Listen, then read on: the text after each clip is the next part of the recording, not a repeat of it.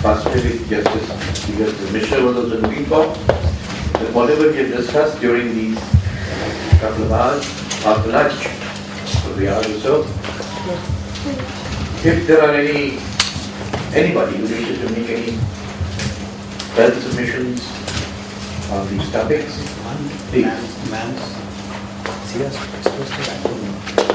No, certainly. I mean, you want to say something, reply to what Justice Alvey said. Please, go ahead.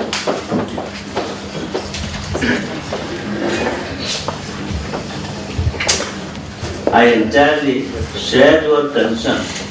I must say, the concern possibly is moving from an ocean of passion to do justice. But you see, the Juvenile Justice Act, where it is properly applied by the courts in working in harmony with the social activists, I would say there is no failure. What you said, ma'am, with regard to the concept of victimology and the balancing factor of that, the human rights is always qua accused and not qua victim. Though I am not totally disagreeing with you, but sometimes you see, you really reflected on the juvenile girls, if I remember correctly. You see, I have come across cases in Delhi. It is the accused sometimes really deserves more justice. I mean, there was a case, a girl of 12 years. She was booked under 363 and 366 of IPC. Is it imaginable? But it was so. What happened to that case eventually I am not going to say. That's a part of the system. Victim has a role, but simultaneously we really can't ignore the difficulty the accused is in. We said the accused goes and again gets involved in something else. What you said today, at one point of time, I was thinking to myself, why the parliament did increase the age to 18 years and on what parameters? Thereafter, in last 2 years, I participated in one seminar. I discussed with people who are real social activists without any kind of innovation. I discussed with my senior colleagues. I really convinced myself the enhancement of age to 18 years is justifiable. There has to be a reformation. One.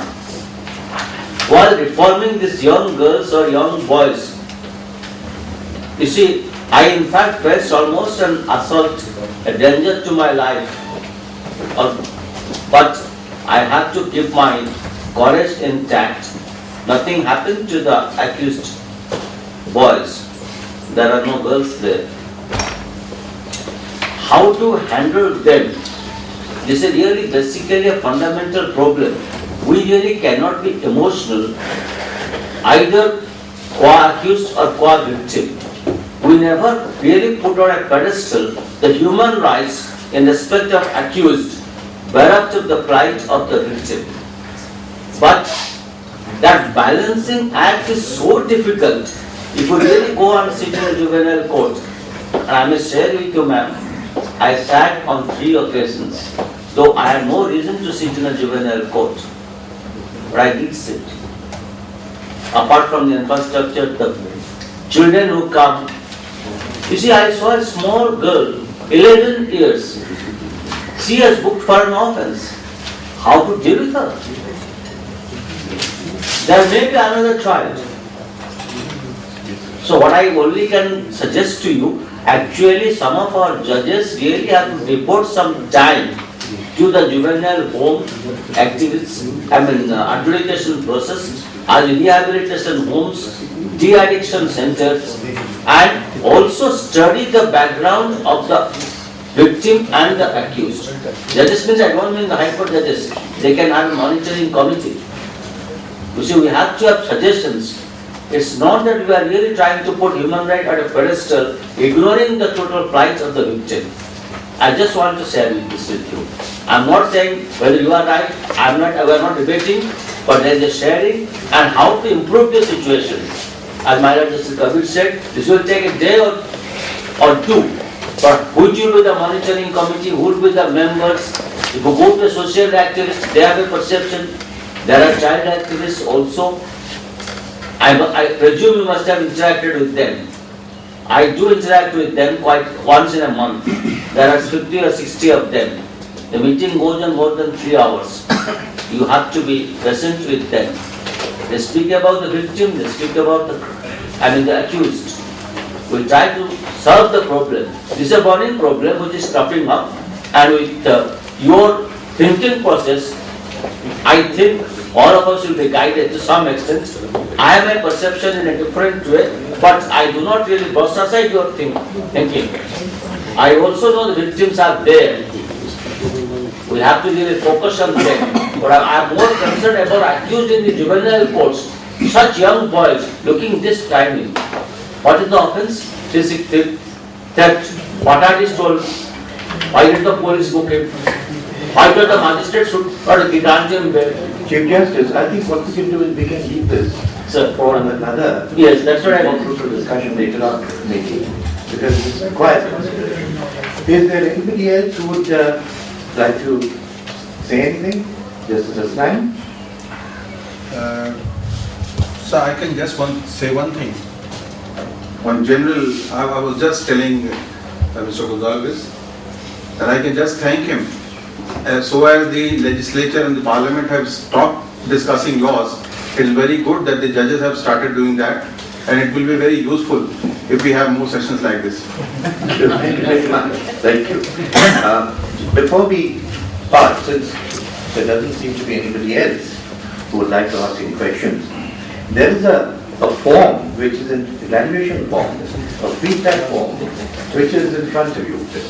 I've been asked to request you to kindly fill this out so that some feedback is available from all the participants.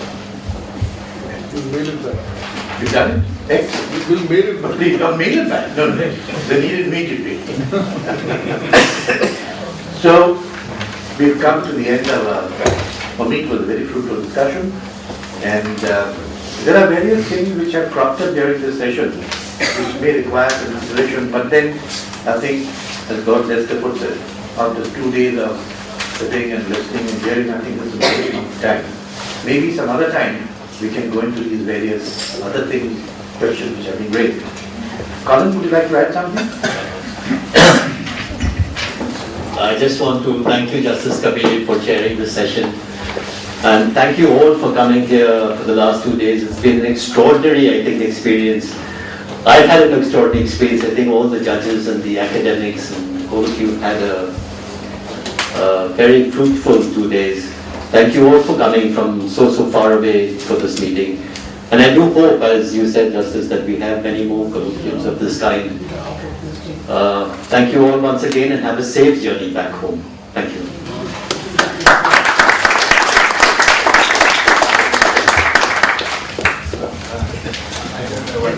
Could I just, on behalf of the foreign guests, what a great privilege it has been to attend this, and I agree that it's been a remarkable success, and I'm sure it's the beginning of the end.